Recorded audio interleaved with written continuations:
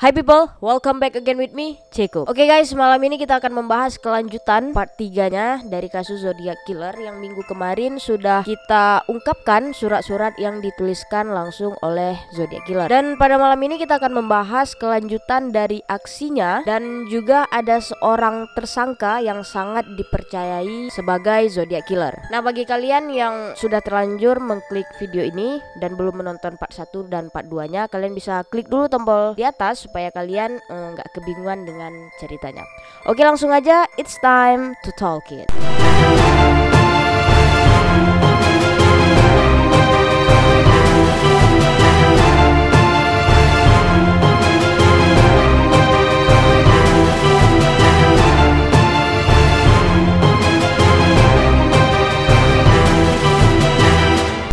Oke, kita lanjut lagi ke kasus yang berikutnya, dimana di part sebelumnya setelah dia mengirimkan surat-suratnya sampai ada yang mengaku juga sebagai dia, dan setelah itu semua beberapa bulan kemudian dia beraksi kembali. Nah, pada tanggal 22 Maret 1970 di daerah yang bernama Modesto ada seorang wanita yang bernama Kathleen Jones. Nah, jadi si Kathleen ini pada malam itu dia bersama anaknya yang masih bayi lagi dalam perjalanan ke rumah ibunya. Nah, di perjalanan menuju ke rumah ibunya ada sebuah mobil lain yang nepi gitu. Terus dia kayak ngasih tanda ke Kathleen untuk menepi juga. Kemudian si Kathleen pun menepi. Lalu pria tersebut memberitahukan kepada Kathleen kalau ban belakang mobilnya itu agak longgar, jadi kayak goyang gitu. Dan pria tersebut, yang mana pria itu adalah Zodiac Killer, menawarkan bantuan ke Kathleen untuk memperbaiki ban tersebut. Nah, bukannya memperbaiki ban Kathleen, si pria tersebut yang mana dia adalah Zodiac Killer, dia malah ngebuka atau bannya itu malah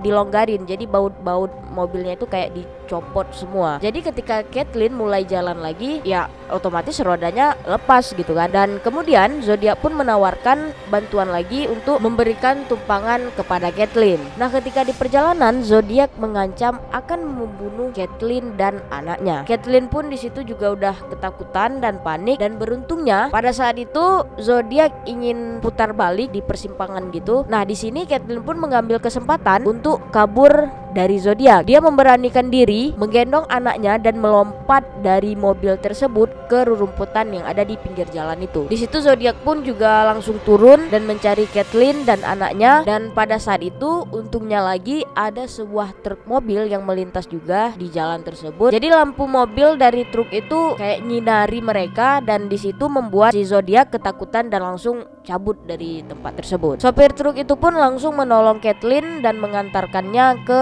kantor polisi terdekat. Dan dari keterangan Kathleen, dia mengatakan kalau pria yang berusaha menculiknya itu adalah Zodiac Killer, dan itu juga mirip sekali sama sketsa Zodiac Killer yang dibuat oleh polisi. Dan beberapa bulan kemudian setelah kejadian tersebut, pada tanggal 24 Juli 1970, Zodiac mengirimkan surat lagi, yang mana di isi surat tersebut yang dia tuliskan, dia mengklaim kalau dialah orang yang bertanggung jawab dibalik kegagalan penculikan Kathleen Jones dan anaknya. Jadi dia mengaku kalau penculikan tersebut ya memang dialah gitu kan, Zodiac Killer yang melakukannya. Dan ada beberapa surat lainnya yang dia tuliskan tentang rakitan bom baru yang dibuatnya dan ancaman lagi kepada school bus. Sebelumnya di part sebelumnya juga dia menuliskan sebuah rakitan bom kepada school bus, dan di surat ini dia membuat lagi tentang rakitan bom, dan itu lebih jelas dan lebih seperti diperbarui lah rakitan bomnya ini.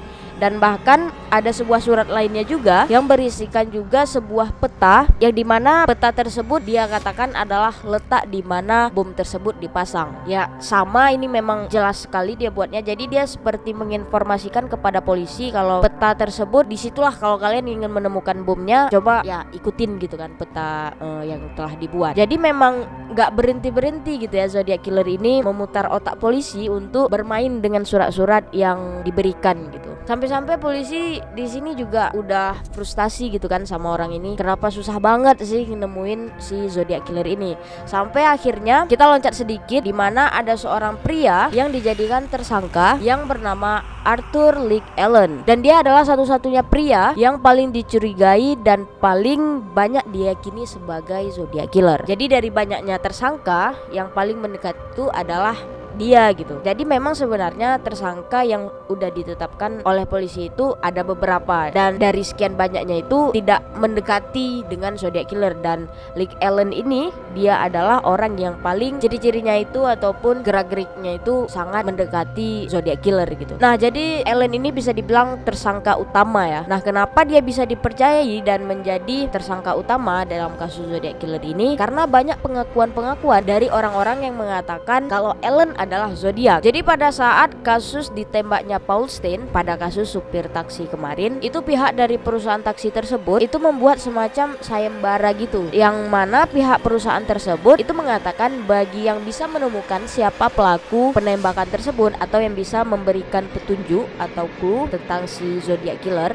itu akan dikasih hadiah lah gitu ya, reward gitu oleh perusahaan tersebut. Dan pada saat itu juga banyak orang-orang itu memberikan pengakuan yang melihat si Zodiac Killer ini. Nah, dari banyaknya pengakuan dari orang-orang ini mengarahlah kepada si Rick Allen, dan temannya Rick Allen ini juga mengatakan sebelum terjadinya kasus Zodiac Killer, Allen dan temannya ini sempat ngobrol, dan Allen di situ mengatakan kalau dia ingin menjadi Zodiac. Nah, dia mengatakan itu sebelum jauh hari ya dari kasusnya Zodiac Killer ini, jadi terjadinya kasus Zodiac Killer ini. Dan dia juga pernah nanya ke temannya, dia bilang gini, pernahkah kamu berpikir untuk memburu orang? Aku akan membunuh pasangan secara acak, dan aku juga akan menggunakan senter yang terpasang pada senjataku untuk membantu berburu mereka di malam hari. Nah, apa yang dikatakan itu adalah kejadian pada kasus yang telah terjadi, mana itu di kasus-kasus pertama ya. Bisa kita lihat di kasus awalnya di mana dia membunuh pasangan dan dia juga membawa senter gitu kan, dan di kasus selanjutnya lagi dia juga membunuh pasangan. Jadi dia ngambil pasangan ini secara ngaca. Nah, kemudian salah satu temannya yang lain juga itu mengatakan saat dia masih sekolah, masih SMA, dia itu sangat suka membaca sebuah cerita yang berjudul The Most Dangerous Game, yang mana cerita tersebut itu mengisahkan seorang pria yang kapalnya itu karam di sebuah pulau gitu. Lalu pria tersebut itu diburu oleh lelaki lain seperti binatang. Nah, kalau kalian ingat puzzle pertama Zodiac yang telah berhasil dipecahkan itu kan puzzle itu berisikan motif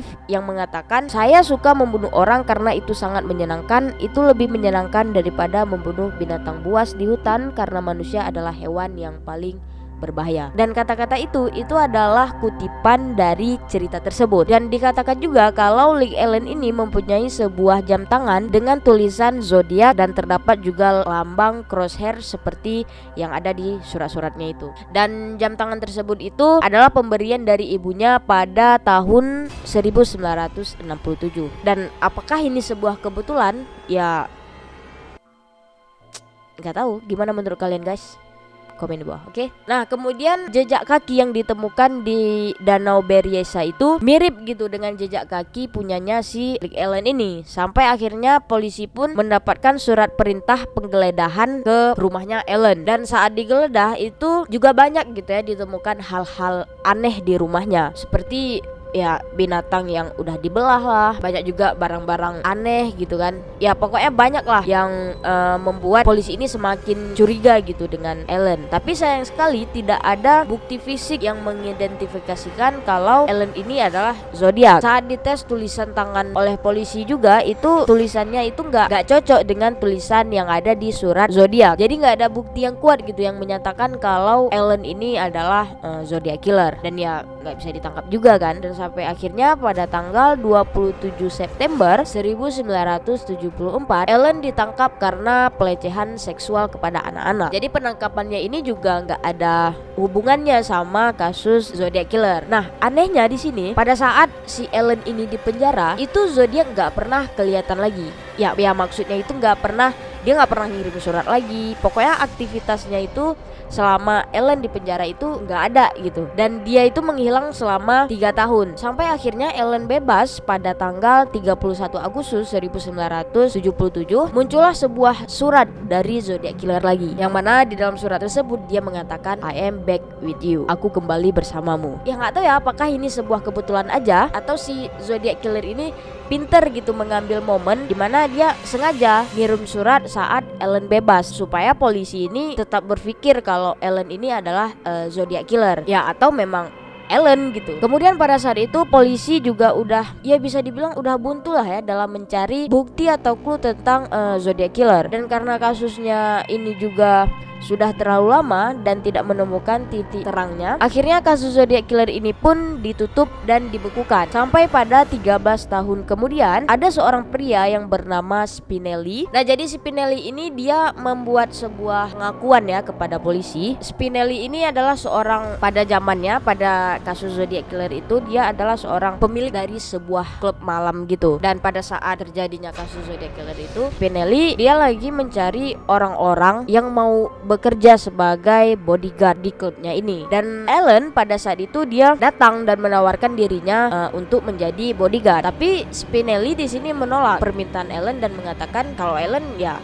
kamu nggak punya kemampuan apa-apa, dan ya ditolak lah ya gitu. Sampai saat itu Ellen kesal dan dia mengatakan, oke, aku akan buktikan ke kamu, aku akan membuat sesuatu yang besar besok di San Francisco. Dan apa yang terjadi besok adalah penembakan terhadap supir taksi Paul Stine. Dan Ellen di situ juga ngasih tahu ke Spinelli kalau itu aku yang ngelakuin gitu. Kemudian saat pihak kepolisian mendengarkan pengakuan dari Spinelli, salah satu detektif dari Amerika itu membuka kembali kasus ini dan dia melakukan penyelidikan lagi. Jadi kasusnya ini ya diaktifkan kembali ya. Dari sebelumnya udah dibekukan. Saat mendengar pengakuan Spinelli ini, detektif tersebut melihat sepertinya ada peluang lagi nih untuk mengungkap siapa si Zodiac Killer ini. Dan detektif tersebut pun menginterogasi salah satu korban yang selamat dari Zodiac Killer. Nah, kalau kalian ingat part pertamanya, dimana itu adalah kasus yang kedua, itu ada seorang pria yang bernama Mike yang ditembak oleh Zodiac tapi dia berhasil hidup. Nah, si Mike ini jadi diinterogasi oleh polisi, dan pada saat itu polisi menunjukkan beberapa foto yang menjadi tersangka dari kasus Zodiac Killer. Dan pada saat itu Mike menunjuk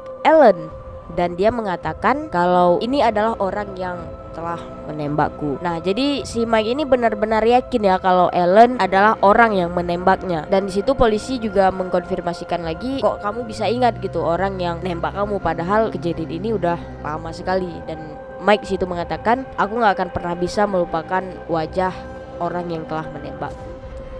Nah, tapi sayangnya sampai sekarang juga tidak ditemukan bukti yang kuat yang menunjukkan kalau Ellen adalah Zodiac Killer selain dari pengakuan dua orang tadi. Jadi ya buktinya itu ya cuman pengakuan dari orang-orang gitu kan. Jadi bukti fisik dari tes DNA ataupun ya lainnya lagi nggak ada yang nunjukin kalau Ellen ini adalah Zodiac Killer. Nah, sampai akhirnya pada tanggal 26 Agustus 1992 Ellen meninggal karena gagal jantung. Dan sampai sekarang kasus ini juga nggak nemu gitu siapa pelaku sebenarnya. Ya semoga aja di masa mendatang nanti atau kapan gitu kan, dengan teknologi yang sudah berkembang bisa ngungkapin siapa kasus Zodiac Killer ini. Ya seperti kasusnya Hwasong yang baru terungkap selama 33 tahun lamanya. Dan kasus itu juga sudah kita bahas di video sebelumnya. Kalau kalian mau lihat silahkan diklik di atas. Oke.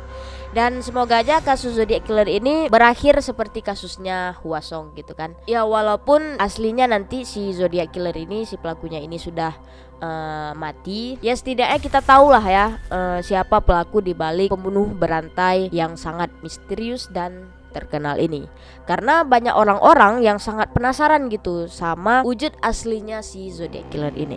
Oke guys, itulah dia akhir dari kasus Zodiac Killer kita pada malam ini. Dan ya ini adalah kasus terpanjang ya dari kasus-kasus yang sebelumnya sudah kita bahas. Ya semoga video ini menjawab rasa penasaran kalian tentang kasus Zodiac Killer. Oke, sampai di sini kasus kita pada malam ini. Komen di bawah kalau kalian mempunyai ide cerita ataupun kasus-kasus yang menarik lainnya. Silahkan komen di bawah. Oke, biar kita bahas di minggu depan. Dan jangan lupa like, share, dan subscribe. Sampai jumpa minggu depan. Aku Jacob. Bye.